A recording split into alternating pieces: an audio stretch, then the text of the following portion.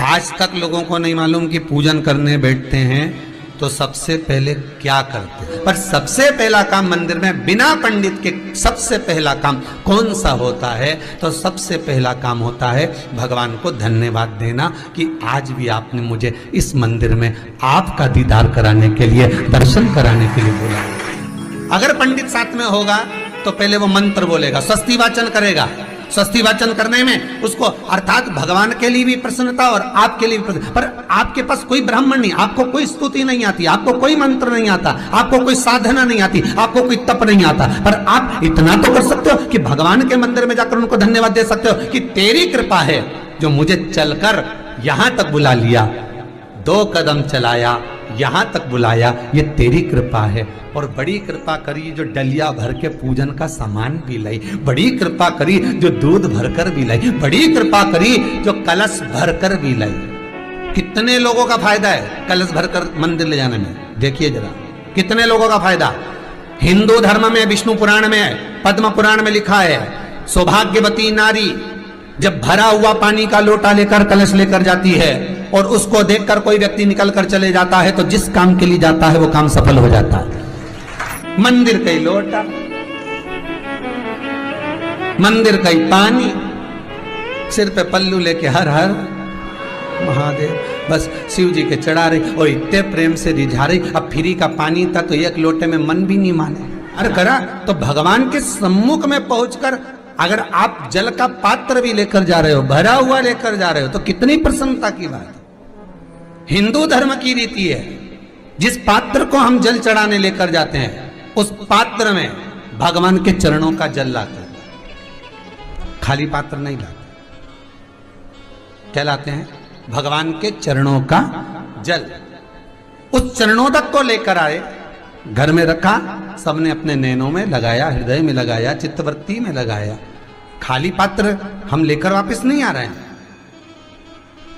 शिव मंदिर में जब जब जाओ, जल चढ़ाने के लिए जाओ, पात्र तुमने शंकर जी को पूरा पानी चढ़ा भी दिया तो शंकर के चरणारविंद का थोड़ा सा जल पात्र में डाल के भले 2 बूंद लाओ, 4 बूंद लाओ, इतना सा लाओ, पर लाओ और उसको पूरे परिवार के नेत्रों में जब लेकर आए हो चरणोदक तो लगाओ।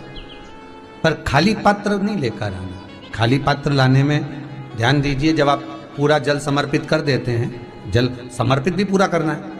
भगवान को चढ़ा रहे हो तो पूरा समर्पण होना चाहिए, पूर्ण समर्पण। इसलिए शंकर भगवान को अधूरा समर्पण नहीं, इसलिए श्रीफल भी पूर्ण चढ़ता है। शंकर जी के मंदिर में श्रीफल नहीं फूटता, पूर्ण श्रीफल। बेलपत्री भी पूरी, चावल का दाना भी चढ़ेगा तो आखा, फल भी चढ़ेगा तो आखा, फूल भी चढ़ेगा तो आखा।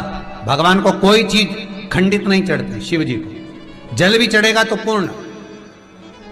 जिस जल को चढ़ाने के लिए लेकर गए उसको बचा कर नहीं लाना है शिव मंदिर में से, संपूर्ण भाग। क्योंकि भगवान के चरण की रज जब हमारे घर में प्रवेश करेगी तो हमारा आत्म कल्याण तो स्वतः ही हो जाएगा। शिव करुणा कर ही देंगे। पर कई लोगों की आदत रहती है, और आपने भी गलती करी होगी, गए होगे, चढ़ा कर भी आए होगे, पूरा पानी भी उंडेल कर आए होगे, चढ़ा भी दिया, छोड़ भी आए, पर लेकर नहीं आए होगे। कई लोग गलती कर जाते हैं और फिर बाद में कहते हैं हम तो इतने साल से पूजन कर रहे हैं, भगवान हमारी सुन ही नहीं दिया। तो भगवान के मैं तो तैयार बैठा, पर तू नवा के चली जाए, लेके तो कहीं जाए। तो भगवान थोड़ी ना कहेगा कि तू मेरे पास में आए तो मेरे चरण की रज लेकर जा। भगवान थोड़ी ना कहेगा कि मेरे पास में आकर तू ये लेकर जा। भगवान तो कहेगा मेरे पास में आया है, मांगना कुछ मत, बस मुझे जो स्नान कराया है मेरा चरणोदक लेकर जा, छीट दे पूरे घर में, संपदा भरना मेरा काम है। जहां मेरी चरण की रज पहुंच गई वहां संपदा स्वतः पहुंचती है, मैं वहां पहुंच जाता हूं। तो चरणों तक ले जा। पर लोग ले जाते हैं, पूजन करते, कलश भी उंडेलते, जल भी चढ़ाते, पर आते समय खाली लेकर आ जाते। भगवान को इतना बुरा लगता, मेरे दरवाजे से खाली जाए, मुझे कितना बुरा लगेगा। जो आए वो भर कर जाए, भले 2 बूंद लेकर आओ, पर उसमें चरणों तक थोड़ा सा लेकर अवश्य आए। उसी तरह जल चढ़ाने के बाद हम जब लेकर आते हैं पात्र के अंदर, ये उसमें उसकी बरकत है। गर्ग संहिता में दूसरी चीज कही, उसको भी समझ लीजिए।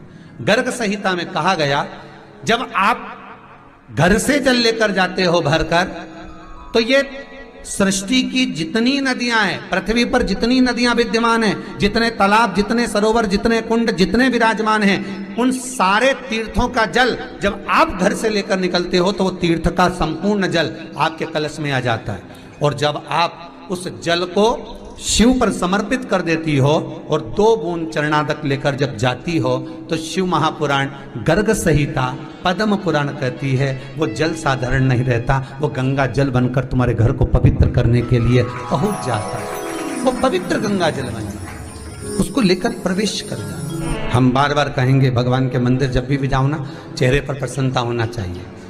किसी से मिलने जाओ ना, चेहरे पर अगर प्रसन्नता नहीं और ऐसे ही पहुंच गए ना तो वो श्रेष्ठता नहीं मानी गई। तुम तुम्हारी बहन के घर जाओ, सती मैया जलकर भस्म क्यों हुई? माता सती के भस्म होने का कारण क्या था?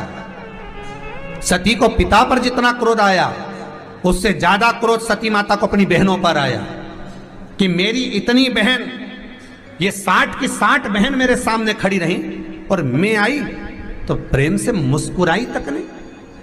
आप किसी के यहाँ जाओ और कोई के यहाँ पहुंचे और जाते से ही आप उस पहुंचे और कहा जी जी राधे राधे, जय श्री कृष्णा, हर हर महादेव, श्री शिवाय नमस्तुभ्यम, ओम नमः शिवाय आपने बोला और उसके चेहरे पर प्रसन्नता नहीं आया तो ऐसे घर में जाने से कोई फायदा है क्या? और आप किसी के यहाँ जा रहे हो तो आपके चेहरे पर भी प्रसन्नता होना चाहिए, सामने वाले को तो हो, आपके भी चेहरे पर भी। मंदिर में जब जब जाएं, गुरु के दरवाजे पर जब जब जाएं, परमात्मा के चरणारविंद में जब जब जाएं, माता पिता के चरणों में जब जाएं, घर के बुजुर्गों के पास जब जाएं तो तुम्हारे चेहरे पर प्रसन्नता होना चाहिए। भगवान को भी लगे दुख भले है इसको पर चेहरे पर प्रसन्नता है, इसको अब दुख नहीं देना क्योंकि इतना मुस्कुराकर ये मेरे मंदिर में आती है।